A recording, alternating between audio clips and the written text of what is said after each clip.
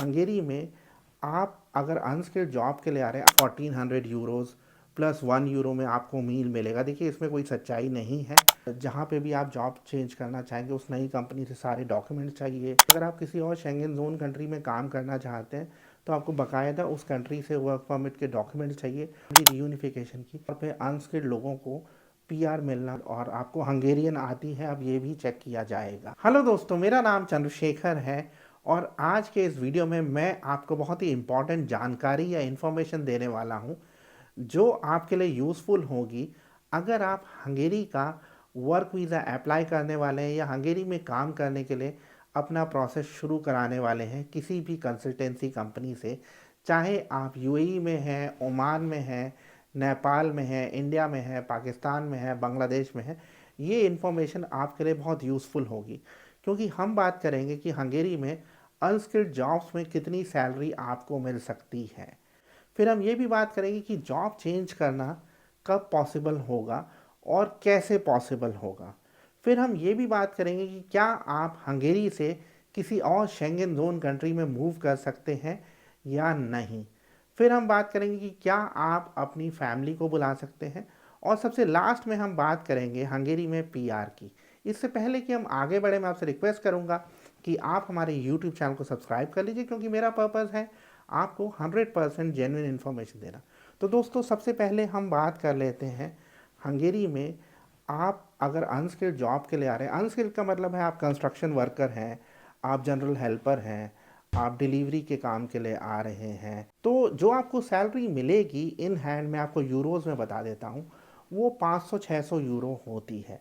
अगर आप over time भी कर लें तो वो 800 से 900 यूरो तक पहुँच सकती है। बहुत एक्सट्रीम केस में 1000 यूरो तक पहुँच सकती है। मैंने कुछ ऐसे यूट्यूब वीडियोस देखे हैं जो दुबई की कुछ एजेंसीज बना रही हैं जहाँ पे वो दावा कर रही हैं कि 1400 यूरोज़ प्लस 1 यूरो में आपको मील मिलेगा। देखिए इसमें कोई सच्चाई नहीं है। अनस्किल्ड वर्कर्स को 1400 यूरो नहीं मिल सकते हैं। ज़्यादा से ज़्यादा ओवर टाइम सब कुछ करके खींच के मैं कहूँगा आप 1000 यूरो तक पहुँच सकते हैं। वो भी मैं कहूँगा कि 100 में से एक या दो बंदा ही उस लेवल तक पहुँच सकता है। आम तौर पे आप 500-600 यूरो ही कमा पाएंगे। अब अगर हम बात करते हैं जॉब चेंज करने की, देखिए क्या है, जॉब चेंज करना आसान नहीं है क्योंकि आपको जहाँ पे भी आप जॉब चेंज करना चाहेंगे उस नई कंपनी से सारे डॉक्यूमेंट चाहिए, एकोमोडेशन प्रूफ चाहिए। तो अगर आप ऐसा करने में सक्सेसफुल भी होते हैं तो कम से कम 6 मंथ्स का टाइम लगेगा।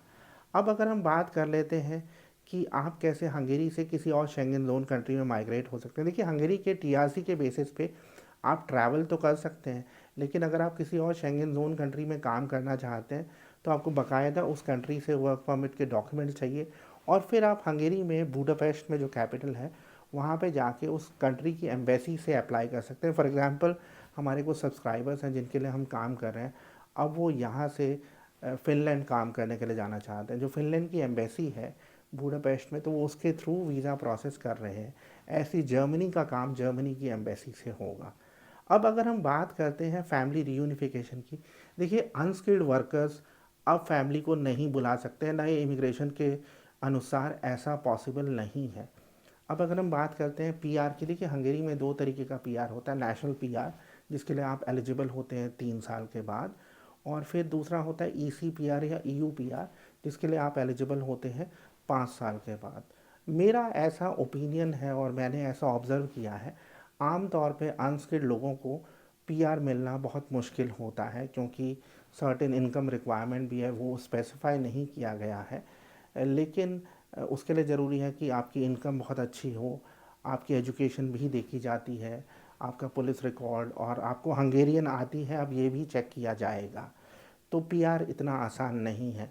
अगर आपके कोई और सवाल हैं हंगेरी के वर्क वीज़ा के बारे में तो आप मुझसे पूछ सकते हैं। आज के वीडियो में इतना ही। मैं चाहते हुए आपसे रिक्वेस्ट करूँगा कि आप हमारे यूट्यूब चैनल को सब्सक्राइब कर लीजिए। Thank you very much.